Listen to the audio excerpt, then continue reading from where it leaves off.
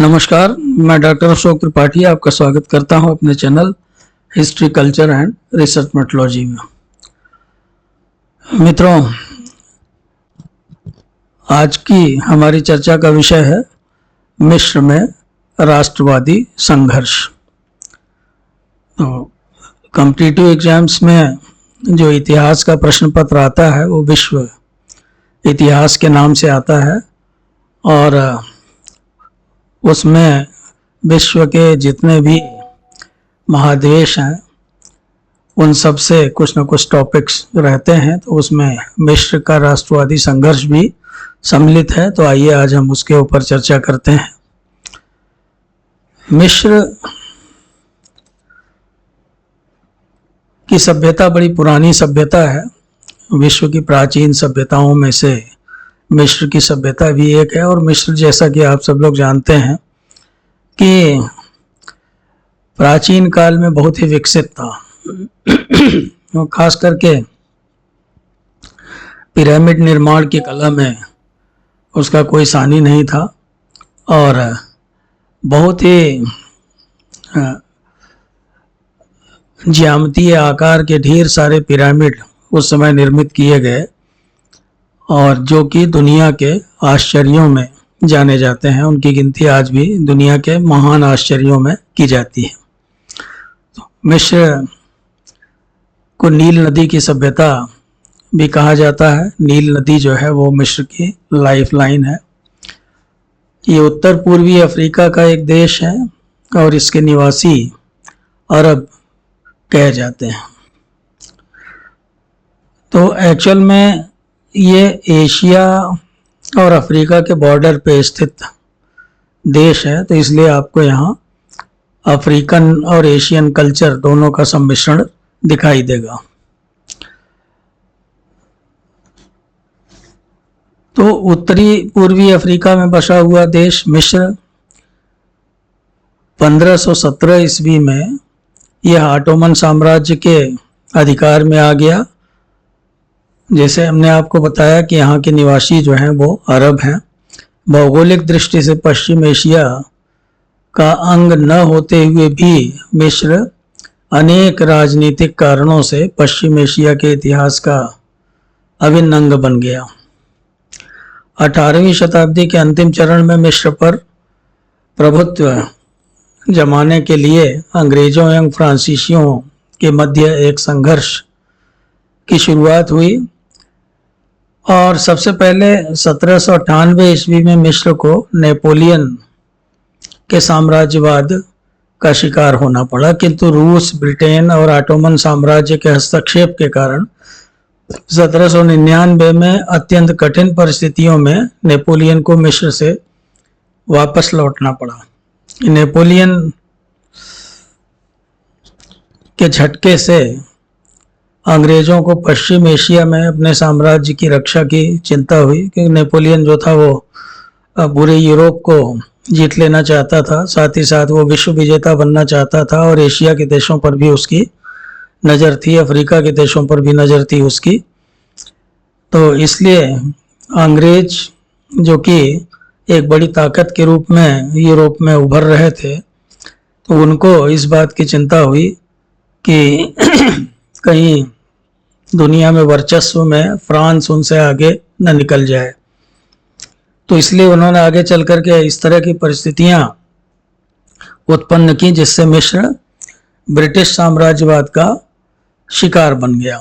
तो मिस्र के इतिहास की यही ऐतिहासिक पृष्ठभूमि है। इसी ऐतिहासिक पृष्ठभूमि पे मिस्र का जो आगे का इतिहास है वो आधारित है।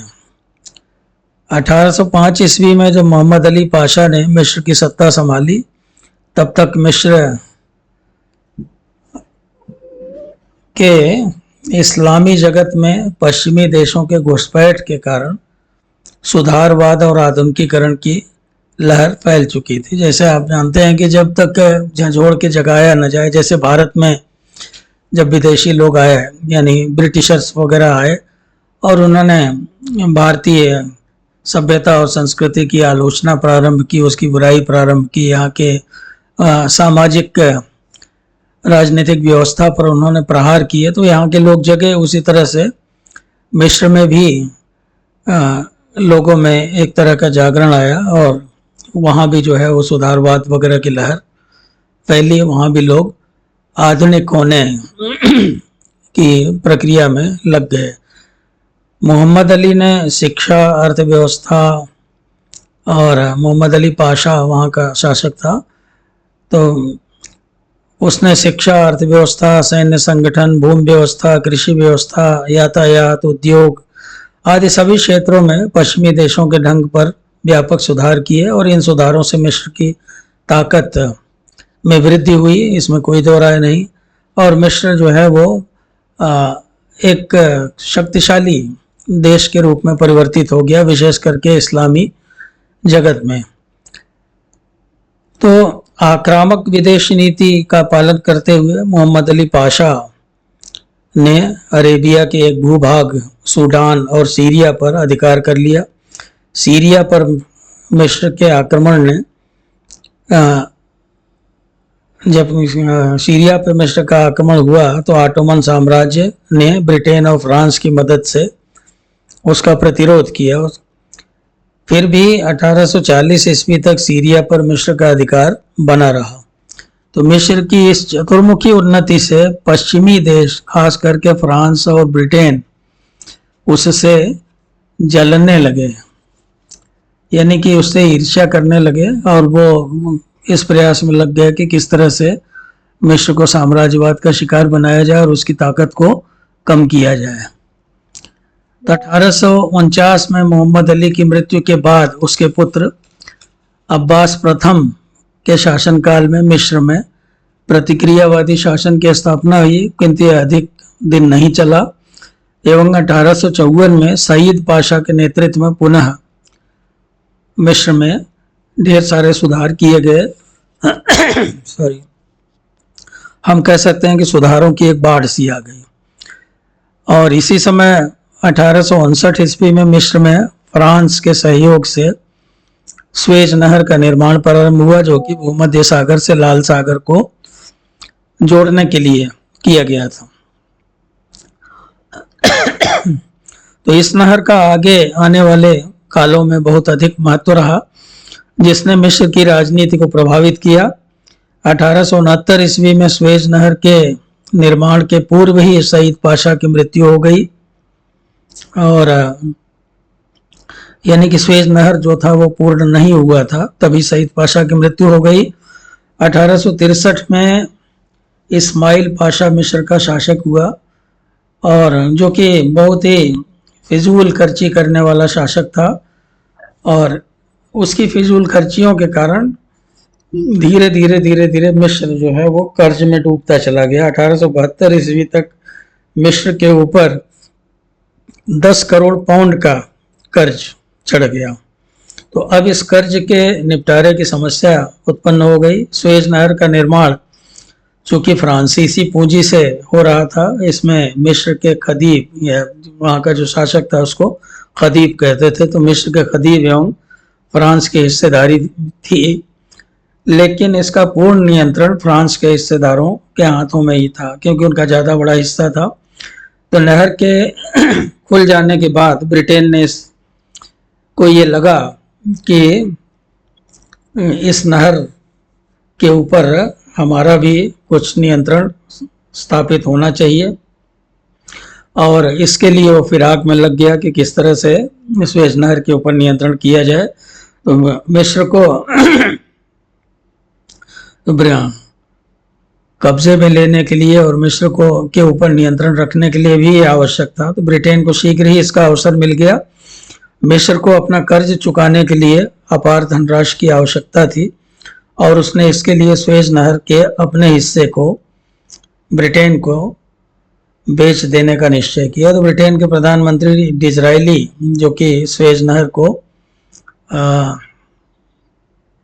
ब्रिटिश साम्राज्य की जीवन रेखा समझता था, तो डिज़रायली ने तुरंत ही खदीब के हिस्से को खरीद लिया। अब मिस्र की राजनीति में ब्रिटेन की दिलचस्पी का इतिहास यहीं से प्रारंभ होता है। अब स्वेज नहर के दो यूरोपीय हिस्सेदार हो गए। फ्रांस तो पहले से ही था, अब एक नया हिस्सेदार पैदा हो गया, इंग्लैंड। तो नहर पर इन्हीं दोनों का अधिकार कायम हुआ एवं उसके प्रबंध के लिए स्वेज कैनाल कंपनी की स्थापना की गई। मिस्र की आर्थिक दशा स्वेज कैनाल के हिस्से बेचने के बाद भी नहीं सुधरी और वो डामाडोल ही रही। इंग्लैंड एवं फ्रांस से वो बराबर कर्ज लेता रहा मिस्र, और उसके ऊपर कर्ज का बोझ बढ़ता चला गया। टैक्सों को जमानत पर रख करके कर्ज लिया गया और इंग्लैंड एवं फ्रांस ने मिस्र पर अपना शिकंजा धीरे धीरे काफ़ी हद तक कस लिया। तो इस्माइल पाशा को खतीब पद से हटा दिया गया। मिस्र की जनता में साम्राज्यवादी प्रभुत्व के खिलाफ अरबी पाशा के नेतृत्व में एक विद्रोह की शुरुआत हुई और नए खतीब तौफीक पाशा को उसके समक्ष झुकना पड़ा। अरबी पाशा के बढ़ते प्रभाव से चिंतित होकर के ब्रिटेन ने 1882 में अरबी पाशा को परास्त कर मिस्र पर पूरी तरह से अधिकार कर लिया। तो तौफीक अभी भी खतीब बना रहा, परंतु राज्य की वास्तविक शक्ति ब्रिटेन के हाथ में आ गई। लॉर्ड क्रोमर ने बड़ी चतुराई से मिस्र के प्रशासन, सेना, अर्थव्यवस्था आदि के ऊपर अधिकार कर लिया। तो 1896 से 98 के बीच लॉर्ड किचनर ने सूडान पर भी अधिकार कर लिया। 19वीं शताब्दी के अंतिम वर्षों में अरब जगत यूरोपीय साम्राज्यवाद के पंजे में धीरे धीरे फंसता चला जा रहा था। मिस्र में अंग्रेज़ों ने कुछ सुधार किए थे, लेकिन वो सुधार व्यर्थ सिद्ध हुए, क्योंकि जितना वो सुधार नहीं करते थे उससे ज़्यादा लूट खसोट करते थे। तो इसके कारण धीरे धीरे मिस्र का जो मध्य वर्ग था वो कंगाल होने लगा और किसानों की हालत बहुत ज़्यादा खराब होने लगी। तो यूरोप के प्रभाव से इस्लामी चिंतन पद्धति में परिवर्तन आ रहा था एवं मिस्र में राष्ट्रीय भावना का विकास हुआ। अनेक राष्ट्रीय संगठनों की स्थापना हुई। बुद्धिजीवियों ने जो साहित्य लिखा उस समय, हम देखते हैं कि जहाँ भी राष्ट्रीय आंदोलन चला, जैसे भारत में भी चला या दुनिया के दूसरे देशों में भी चला, तो उसमें बुद्धिजीवियों की भूमिका बड़ी महत्वपूर्ण होती है और वो राष्ट्रवादी साहित्य की रचना करते हैं। मिस्र में भी राष्ट्रवादी साहित्य रचे गए जिसमें राष्ट्रीय भावना प्रकट की गई। अनेक नए संगठनों का भी उदय हुआ, जैसे अल वतनी 1879 ईस्वी में और अल हिज़्ब अल उम्मा जैसे संगठन अस्तित्व में आए। तो इस तरह से धीरे धीरे राष्ट्रीय आंदोलन मिस्र में परवान चढ़ने लगा। 1907 से 1914 के बीच में मिस्र में राष्ट्रवादी लहर काफ़ी तेज हो गई और क्रांतिकारी आतंकवाद का भी रास्ता अपनाया गया। जैसे हमारे यहाँ भारत से अगर हम तुलना करें तो देखें, हमारे यहाँ भी एक क्रांतिकारी संगठन बने थे जिसके चंद्रशेखर आज़ाद, भगत सिंह जैसे नेता थे। तो ऐसे ही मिस्र में भी क्रांतिकारी आतंकवाद का रास्ता भी अपनाया गया। 1911 में लॉर्ड किचनर ने शासन संभाला और 1914 में मिस्र की संसद की पहली बैठक बुलाई गई। 1914 ईस्वी में प्रथम विश्व युद्ध छिड़ गया और प्रथम विश्व युद्ध छिड़ने के बाद निश्चित रूप से जो साम्राज्यवादी देश थे उनको कुछ सहायता की अपेक्षा थी अपने उपनिवेशों से। तो ब्रिटेन ने ये घोषणा की कि मिस्र के खतीब को तुर्की की अधीनता से मुक्त किया जाता है एवं वहाँ के खतीब ने ब्रिटेन की संरक्षण में रहना स्वीकार कर लिया। हुसैन कामिल को खतीब नियुक्त किया गया और मिस्र पर कठोर नियंत्रण स्थापित किया गया। मिस्र यद्यपि युद्ध में तटस्थ था, फिर भी ब्रिटेन ने वहाँ के निवासियों को युद्ध में सहयोग के लिए विवश किया तथा मिस्र के संसाधनों का भी भरपूर उपयोग किया गया प्रथम विश्व युद्ध में। तो युद्ध के दिनों में अनाज की कमी, महंगाई तथा और युद्ध से जनित अन्य समस्याओं से लोगों को बड़ी कठिनाइयों का सामना करना पड़ा और उन्होंने इसके खिलाफ आंदोलन प्रारंभ किया, एक राष्ट्रीय आंदोलन प्रारंभ किया। और इस आंदोलन का उद्देश्य था, एकमात्र उद्देश्य था कि किसी तरह से ब्रिटेन के प्रभुत्व को मिस्र से समाप्त किया जाए। जगलुल ने वफ्द पार्टी का गठन किया और उसके स्वयंसेवकों ने ब्रिटिश अधिकारियों पर हमले प्रारंभ किए। युद्ध समाप्त होने के बाद जगलुल पेरिस शांति सम्मेलन में जाना चाहता था, लेकिन ब्रिटिशर्स ने उसे कैद कर लिया और नज़रबंद कर दिया। इससे मिस्र में क्रांति हो गई और कठोर उपायों को अपना करके ब्रिटेन ने इसे दबाने की कोशिश की, लेकिन वो बहुत ज़्यादा उन्हें सफलता नहीं मिली इस क्रांति को दबाने में। परिणामतः जगलुल पाशा को छोड़ दिया गया और उससे सुलह की बातचीत प्रारंभ की गई। तो 1919-20 में लॉर्ड मिलनर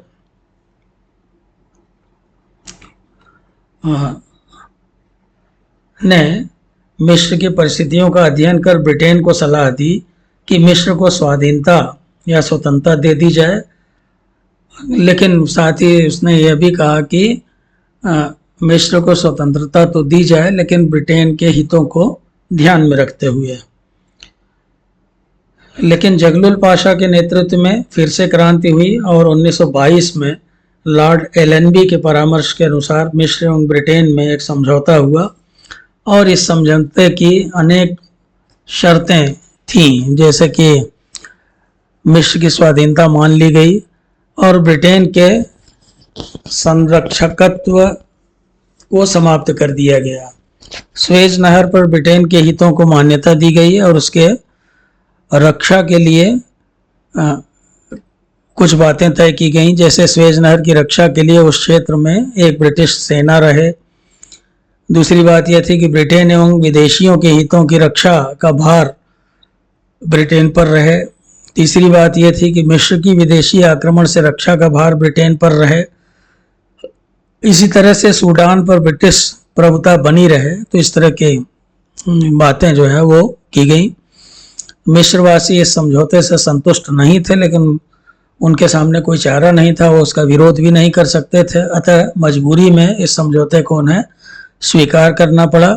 मिस्र के लिए एक नई संसदीय शासन विधान का निर्माण किया गया और 1923 के चुनावों में वफ्द पार्टी की विजय हुई और जगलुल प्रधानमंत्री बना।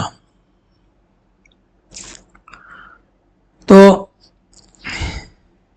जगलुल ने ब्रिटेन के प्रधानमंत्री रैमजे मैकडॉनल्ड से 1922 की संधि रद्द करने का अनुरोध किया, पर उसे सफलता नहीं मिल पाई।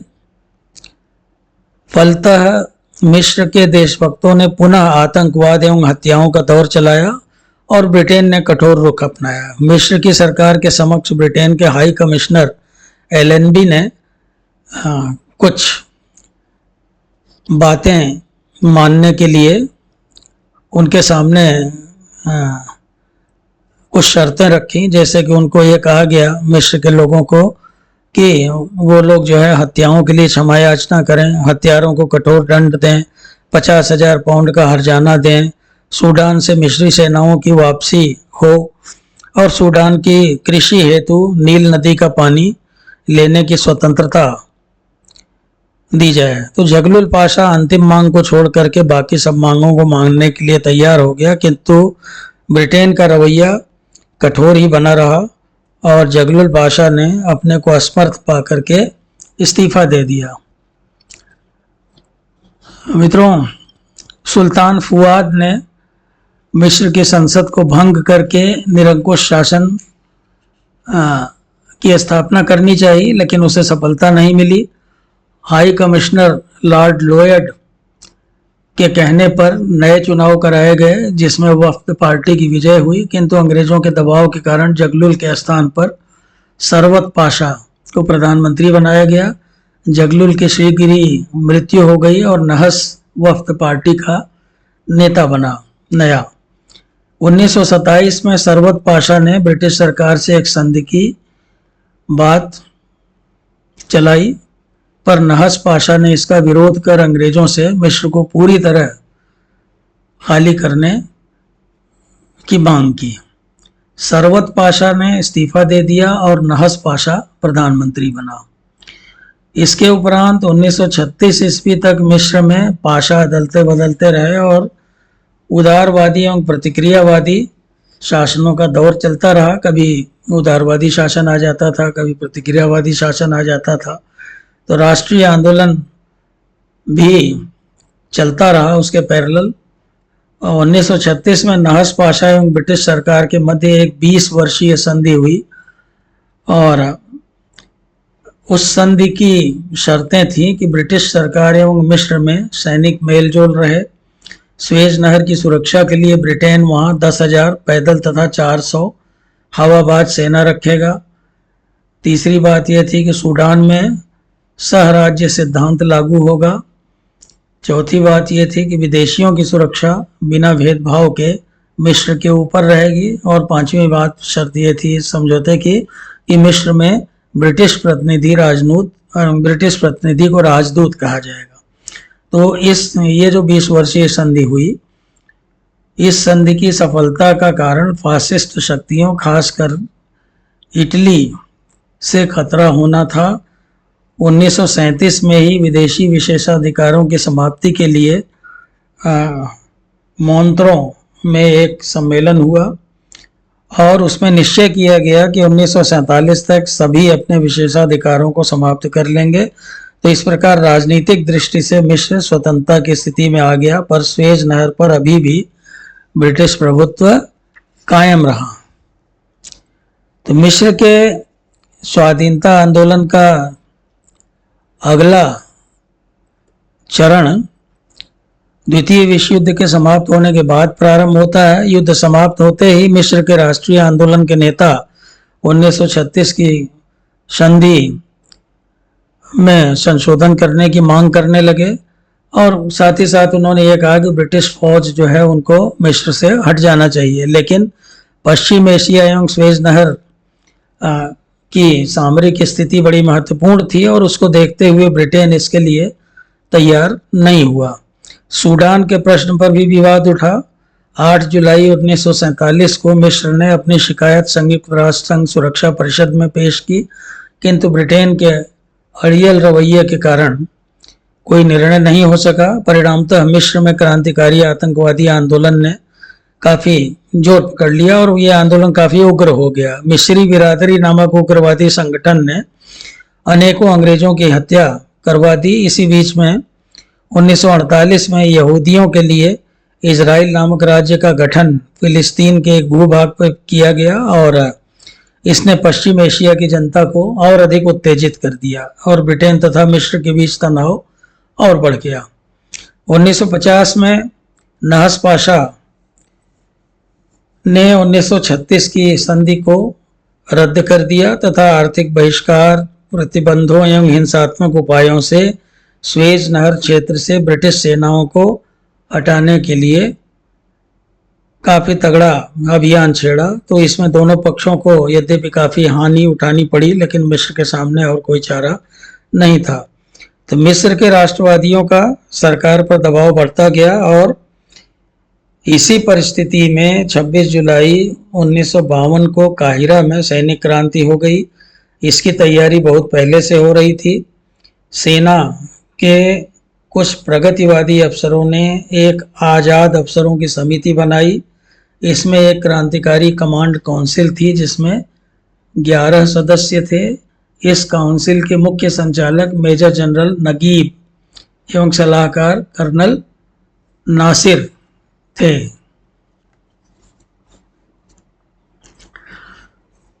तो जुलाई क्रांति का उद्देश्य था शासन में स्थिरता लाना तथा लोक कल्याण की दृष्टि से शासन करना। 1952 की क्रांति के पूर्व 17 अस्थिर एवं परस्पर षड्यंत्ररत सरकारें बन चुकी थी। जनता एवं शासक या जनता एवं राजा कह लें, इन सरकारों से ऊब चुकी थी जो सुल्तान था। क्रांतिकारियों ने मिस्र को गणराज्य घोषित करके जनरल नगीब को राष्ट्रपति बनाया। राजा फारूक मिस्र से भाग गया। सभी राजनीतिक दल गैर कानूनी घोषित कर दिए गए।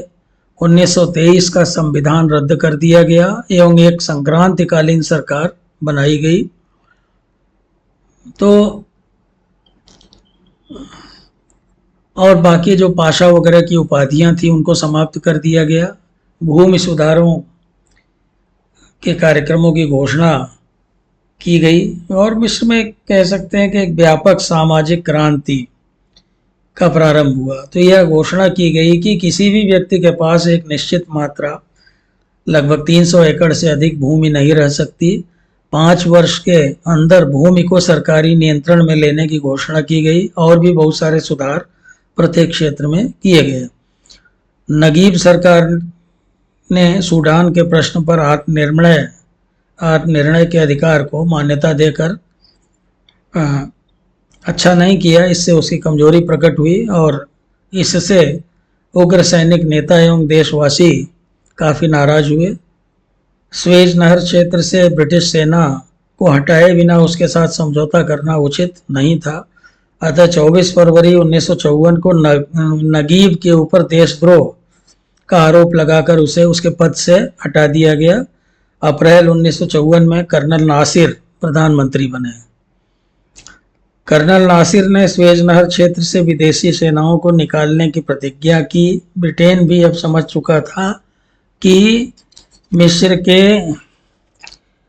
नवीन राष्ट्रवाद के सामने उसके साम्राज्यवाद का टिकना संभव नहीं है। इस बीच जो सामरिक अवस्था थी उसमें भी परिवर्तन हुआ और यह महसूस किया गया कि सोवियत संघ के विरुद्ध युद्ध छेड़ने के लिए अब स्वेज नहर का कोई विशेष महत्व नहीं रह गया है।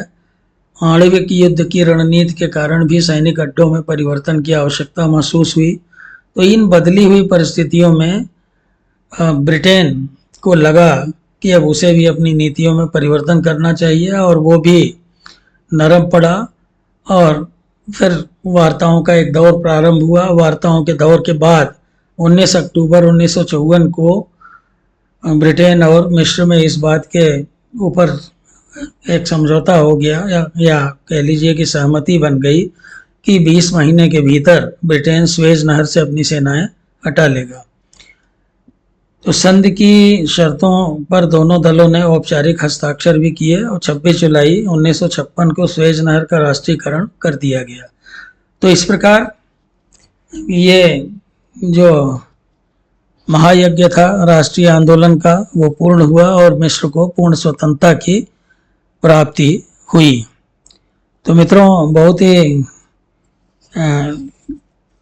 लंबा संघर्ष था ये और इसको छोटे से वीडियो में समेटना काफ़ी कठिन काम था। फिर भी हमने प्रयास किया कि मिस्र के राष्ट्रवादी संघर्ष की, राष्ट्रवादी आंदोलन की जो मुख्य मुख्य बातें हैं वो आपके समक्ष रखी जाए। उम्मीद है आपको वीडियो पसंद आई होगी। वीडियो पसंद आई हो तो आप उस पर अपना कमेंट अवश्य दें, चैनल को सब्सक्राइब अवश्य करें और अपने दोस्तों के साथ शेयर भी करें। चलिए फिर मिलते हैं जल्दी ही किसी नए विषय के साथ। नमस्कार, शुभ रात्रि।